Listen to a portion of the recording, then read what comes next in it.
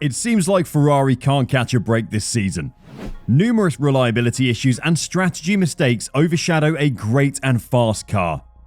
This season, Ferrari have finally been able to provide their drivers with a championship-worthy car, but unfortunately the team itself isn't ready for a championship yet, causing many errors along the way. And now, even before the first meter is run after the summer break, Charles Leclerc will know that a victory at Spa this weekend will be a difficult narrative to tell, because his team wants to install a new engine at the back of the car, meaning the monogasque would start from the back of the grid, and will yet again suffer from the bad reliability of the F175. What are your thoughts on Ferrari's season so far? Should they have been on top spot, or are they where they belong? Let us know your thoughts down below.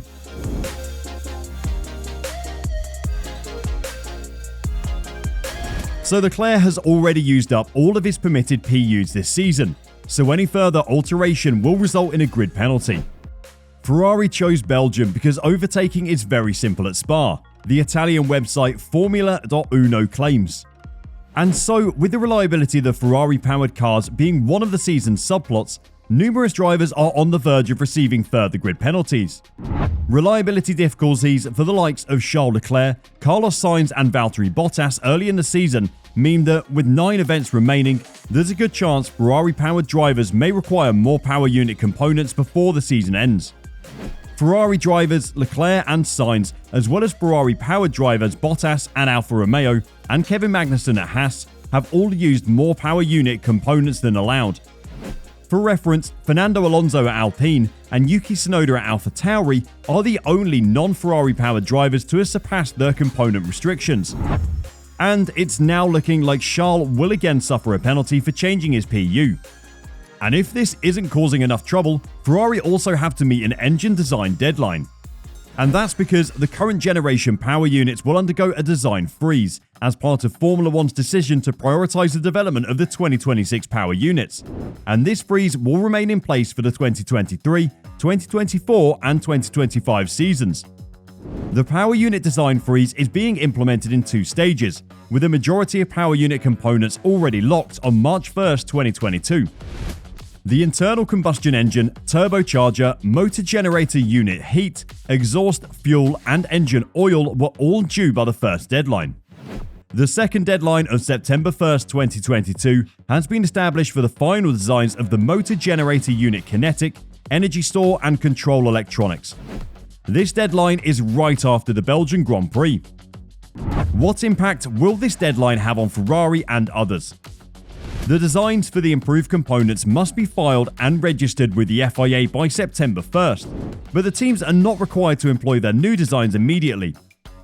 Appendix 4, Article 4.3 of the Technical Regulations states, in order to be registered, a specification upgrade must be used by at least one car powered by the power unit manufacturer no later than the first event following the 1st of September deadline if at least one car would incur no grid penalty for taking additional power unit components.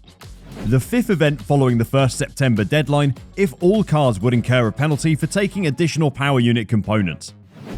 In other words, because employing too many power unit components would result in a penalty for every Ferrari-powered car, they would be permitted a 5-race period to use any enhanced MGUK, energy store or control electronics.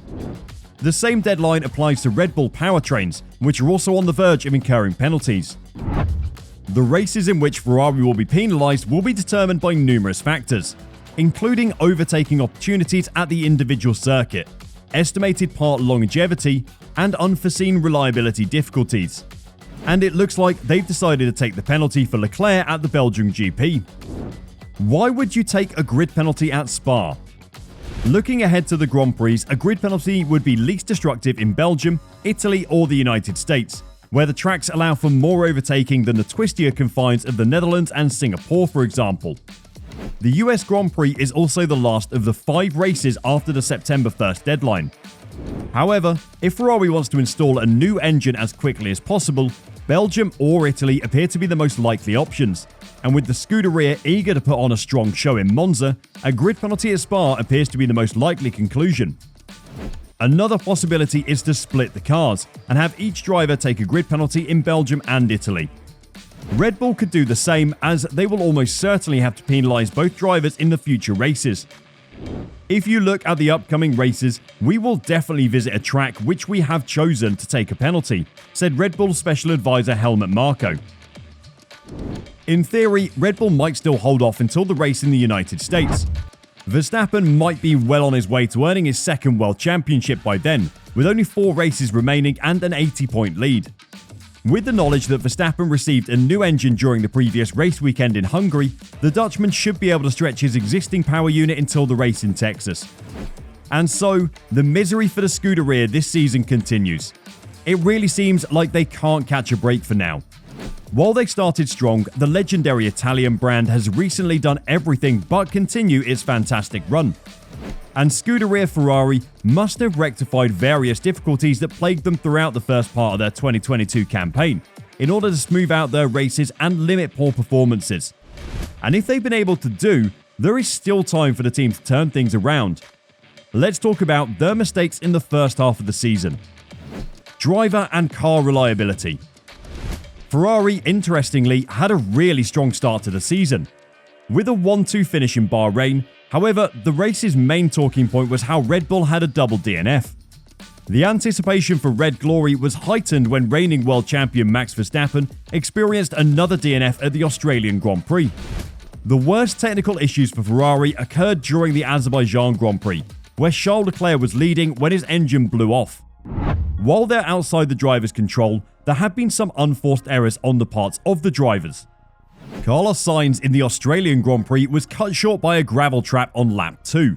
Leclerc blew a good podium finish at the Emilia-Romagna Grand Prix by losing control in the wet. And the Monegasque missed out on a possible win at the French Grand Prix. While Ferrari can hide their flaws by studying powertrain diagnostics, human error is not as data-driven. The team will do everything possible to prevent any further engine failures, but the drivers must continue to find that sweet spot between speed and control.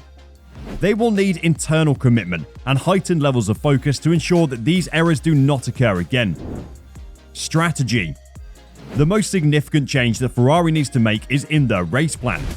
Scenes of Ferrari making a strategic blunder during a race have become all too often, and they're now costing them heavily in both championships. The worst blunders have been Leclerc being advised to double stack behind teammate Sainz at the Monaco GP, essentially giving Red Bull the win, and at the Hungarian GP. The solution to this problem is not simple. If Ferrari wished to make big changes in this area, a thorough internal study had to be done behind the scenes. Ferrari can discover and correct bottlenecks and mistakes by modeling the complete decision-making process, using historical failures as case studies and iterating through ideas. Running through these steps with a fine-tooth comb will assist the team in identifying where the issues are and diagnosing them properly. And finally, driver orders. As F1 enters the second half of the season, both championships will be gearing up for the final pecking order. Ferrari is still in contention for both crowns, but they must pick their fights carefully. The inter-team rivalry will be one battle that they must manage. Getting team orders over without disobedience will be critical if both Leclerc and Sainz are on the same page. Ferrari must utilize it as carefully and effectively as possible, particularly to avoid disturbing a dynamic between two drivers they expect to field for the foreseeable future. And so, Ferrari will again start the race on the back foot. It's shaping up to become a season to forget for Ferrari. Let's hope they've been able to fix some of their issues over the summer break. If that is the case, then they could be able to challenge Verstappen, Perez, and Red Bull for both championships. But we'll have to wait until the action unpacks this weekend to see which teams will come out of the summer break in great form. That's all for today. Be sure to let us know your thoughts about Ferrari, their strategies, and the possibility of Leclerc starting at the back of the grid. We love interacting with you guys. Don't forget to like the video if you've enjoyed watching, and subscribe to always stay updated with our content.